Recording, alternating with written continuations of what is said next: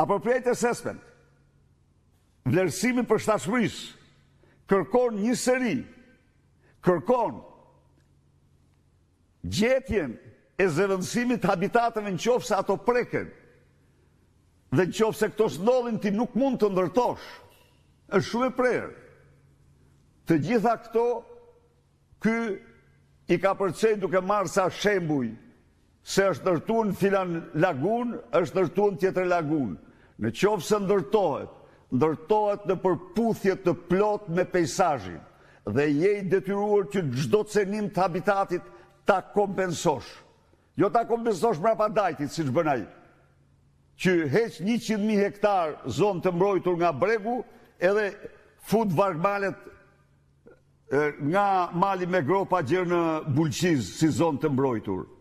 Pra, kemi të bëjmë me një mashtrim shumë të madh.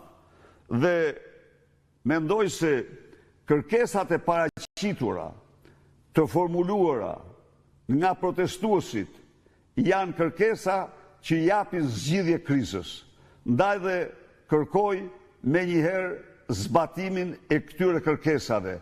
Është mashtrim me bishkt, se kush do t'i zbatoj kërkesat tjera në qoftë se t'i jep dorëheqje, po çfarë ti fumi botë se nga po i këti? Do i zbatojnë kërkesat tjera, ata të cilët i kanë kundërshtuar ato akte që kanë nxjerrë ti, ata të cilët kanë vite që kundërshtojnë me gjykata dhe në parlament dhe kudo korporatën tënde të korrupsionit, investitorët strategjik që i përdoren për ministrat tu dhe akrobat tua, kanë kundërshtuar me forcë ndryshimin e ligjit për zonat e mbrojtura. Si kush t'i bëj ato? Ato i bën parlamenti dhe ti duhet largohesh me njërë të dëgjosh zërin e qytetarëve dhe hiq dorë nga intrigat.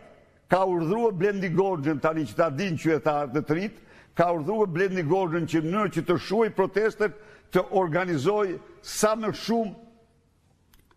më shumë koncerte.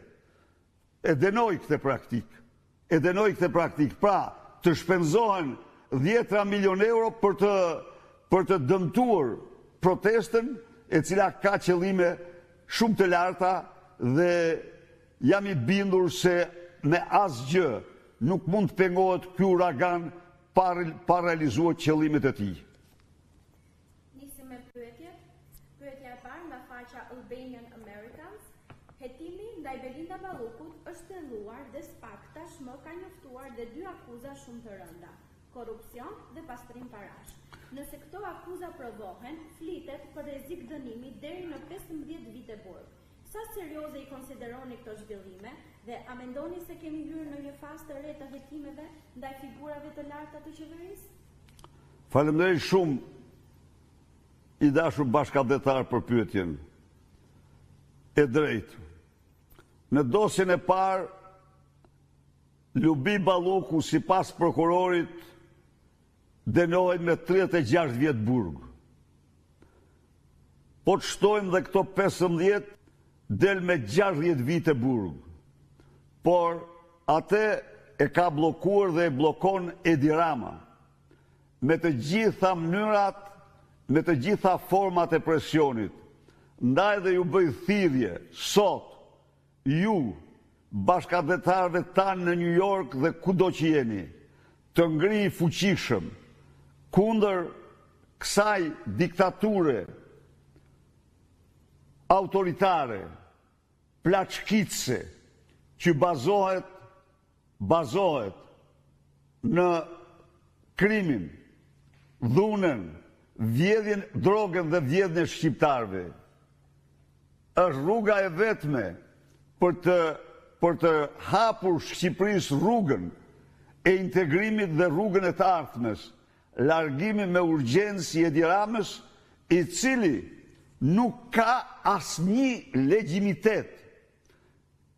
Nëse ju keni parasysh dokumentat ndërkombëtare, së pari, qeveria aktuale e Shteteve të Bashkuara të Amerikës në meritën e saj më të madhe nuk i dërgoi telegram urimi, sepse zëdhënësi i Departamentit Shtetit u shpreh qeveria amerikane përgëzon vetëm ata që bëjnë zgjedhje të lira. Së dyti, zhvillimet tjera madhore treguan se në Shqipëri zgjedhjet u zhvilluan në kushtet e partisë shtet, jo më larg se 3 javë më parë.